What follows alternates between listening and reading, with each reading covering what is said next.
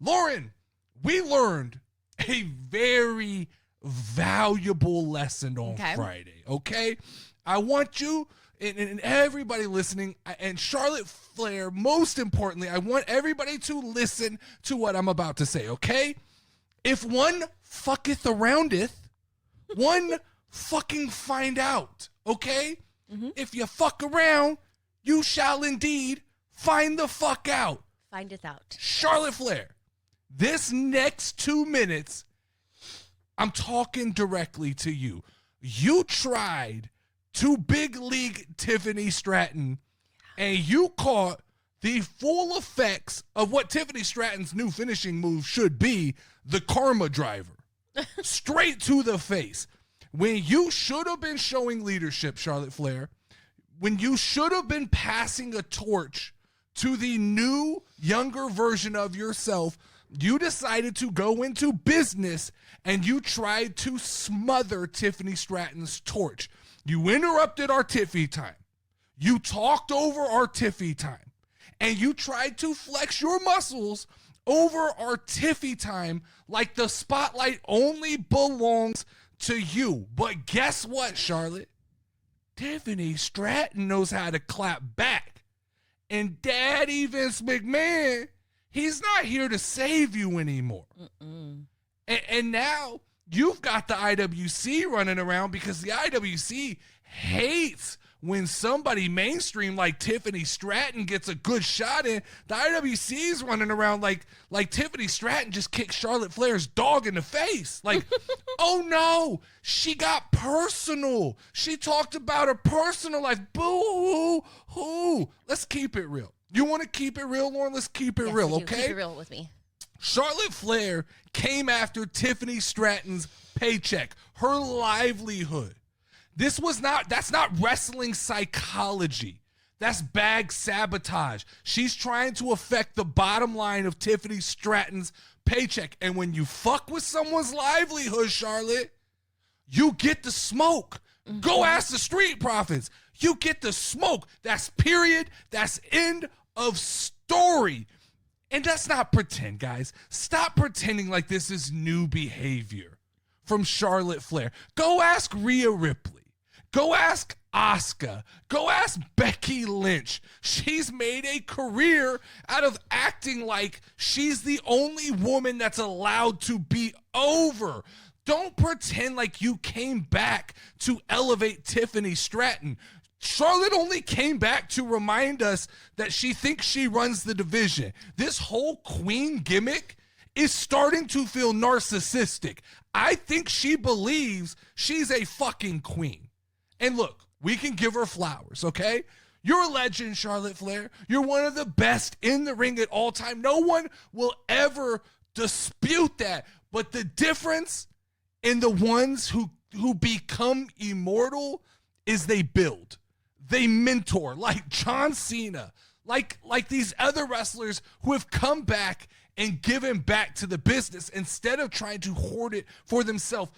The immortals, they lift up others. And you, Charlotte Flair, you tried to bury somebody who was actually establishing a connection with the fans in 2025. Tiffany Stratton's 25 years old, Lauren. I know. Of course she's going to fire back and be petty. That's what fucking 25-year-olds do. They talk their shit. That doesn't make her unprofessional. That makes her real. All these people sat around, Lauren, for the last couple weeks and talked shit. I saw it everywhere. Tiffany's not as good as we thought she was. Is it possible that Tiffany's boring? Then all of a sudden, Tiffany Stratton wakes the fuck up and sets the world on fire. And now the IWC, once again, the White Knights running to fucking save Charlotte. Oh, you can't talk about... Yeah, you fucking can. You can. And all of a sudden, Tiffany Stratton is dangerous. All of a sudden, for the first time in Charlotte Flair's career, she got checked into the wall. Mm-hmm. Like in hockey, she got checked into the wall. Charlotte Flair was not disrespected. She got checked on her bullshit. That's not drama. That's not a low blow. That's called fucking karma. So correct me if I'm wrong. You tell me, right, Lauren? But we're Team Tiffany in this building, right? Oh, I am Team Tiffy all the way. I said last week that the way that she disrespected her, she was going to come clapping back, and she did. She was trying to be respectful the first time. That's why she didn't give her all. And then I'm sure Ludwig Kaiser went back there and was like, hey, babe, you gotta answer back to her. And she's probably like telling him, I want to say this and I want to say that. And he was like, no, fuck it. Let it fly. She wants to disrespect you. Disrespect her back. I'm sorry. Somebody punches me in the face, I'm going to punch them back twice as hard. Fuck yeah. And I don't, and there's no rules. There's no respect goes out the window at that point. Yeah. Here's the problem. This is what everybody wants to fucking forget. They sat down for the initial promo battle. Mm-hmm. And Tiffany Stratton came into that situation with a team player's mentality. Yeah. We're going to go back and forth. We're going to get our shots in. But we're building towards a story at WrestleMania. It was Charlotte Flair who decided to start using these sneaky, underhanded, and not wrestling heel, but this is real life heel mentality like bullshit. Girl heel. Like, yeah. Us girls know what the fuck is up. Yes. We know what your underhanded tones are.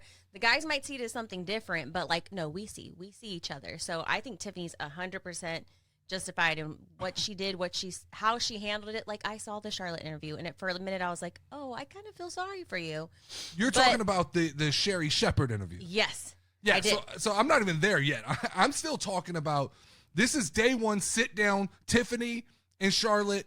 After Charlotte has gotten over 3 or 4 times, the story on wrestling television was Charlotte keeps getting over. When's Tiffany gonna get her clap back? Mm-hmm. And Tiffany was taking it because that's what the babyface does, right? The heel is building up we talk about it, storytelling. Yeah. The heel is building up the tension, which then should be released by the babyface at some point by overcoming the big bad heel. But it felt like to me that Charlotte wasn't building tension. Charlotte was deliberately trying to stop this surgence of popularity with Tiffany Stratton, and she was trying to make her look like a fool in that first interview. And I guarantee what you said is 100% right. She got up from that interview so fucking pissed off. Yeah. At 25 years old. And she probably ran to either Triple H or her boyfriend said, this is bullshit. She said, that bitch. I can't believe that she did that to me. I respected her. I looked up to her. I can't believe that. That's what happened. And I guarantee you the conversation, because if it was me, goes, oh, we got something for that. We got something for that, right? Uh-huh. This bitch with this messy ass life is going to try and take underhand, come after your bag.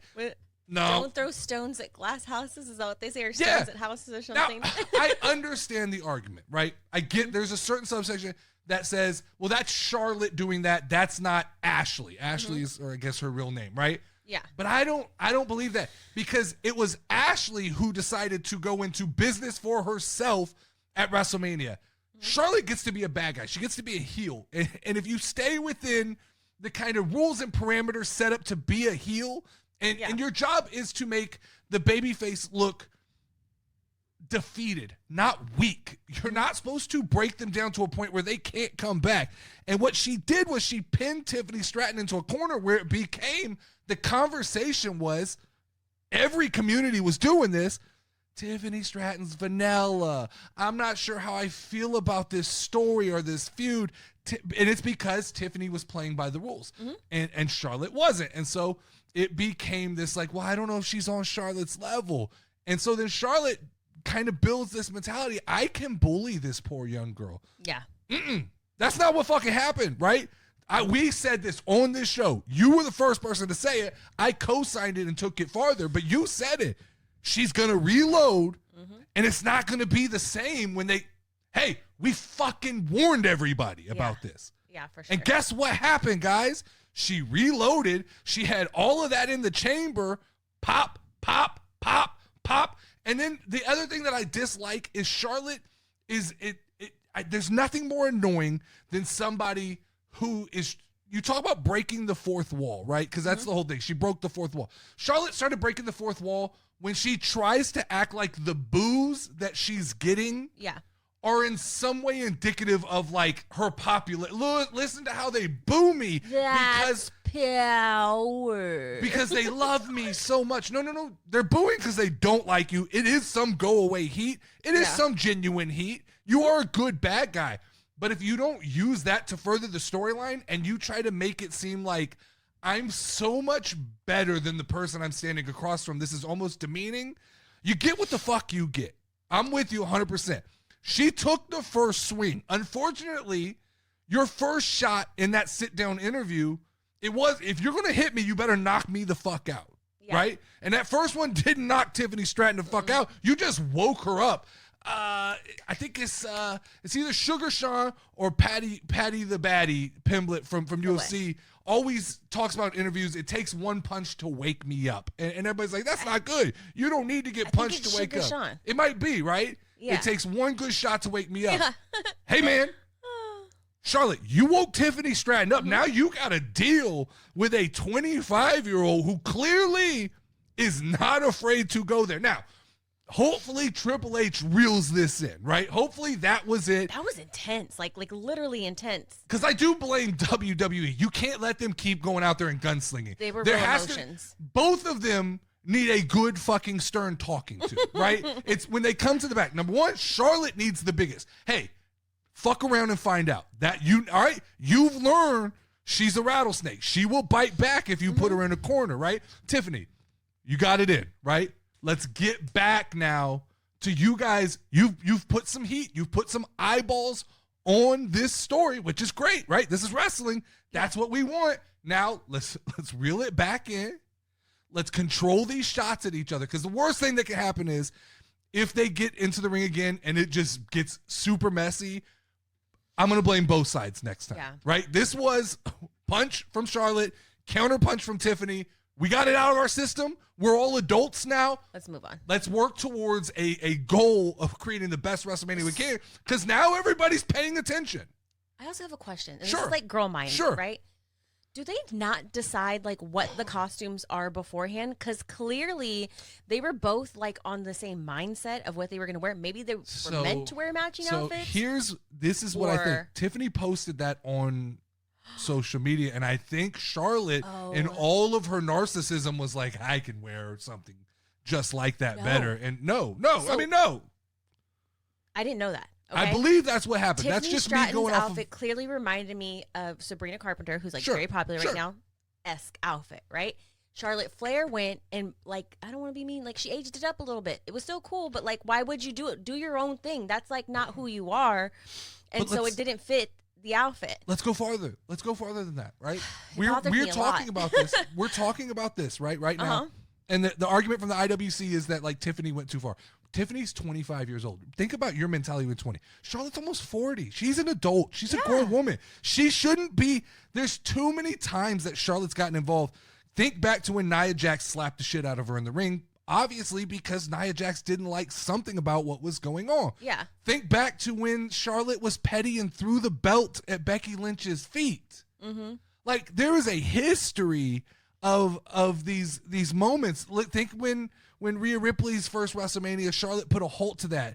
You got to bet that Charlotte wanted to be the one to beat Rhea, right? Mm-hmm. Same with Asuka, had some streak going, and Charlotte was the one to break that. It just always feels like Charlotte is a moment stopper, and clearly Tiffany feels that way. Somebody's outfit is like a big deal in girl world. So, I mean, I didn't know that. But I think it's even worse than that. I think there is a narcissism with Charlotte Flair that she goes, I look better than Tiffany Stratton. And I don't know what fucking delusional world she lives in, but like the whole Kaiser's in my DMs. You said it earlier. There's not one fucking girl or guy that believes that to be true. And it's not meant, this doesn't have to be nasty towards Charlotte, because it's going to end up getting where we talk shit about Charlotte. I don't want to talk shit about her. But great for you, lady. But like, don't do those underhanded things, and then don't expect for there to be a response. And then when you say something stupid like that, what Tiffany said, even though it was disrespectful, was all true. Yeah. Kaiser's not in your DMs. Like, you don't go from Tiffany Stratton to Charlotte Flair. Yeah, I saw somebody say something along the lines of like, he's the only guy that's ever been accused of cheating that nobody even doubted it wasn't true. There's no doubt. And it's not, once again, it's not. It just is what it is. I don't want to go deeper. It's Tiffy time. It is Tiffy time. Okay. Yeah, it is. It is, unfortunately.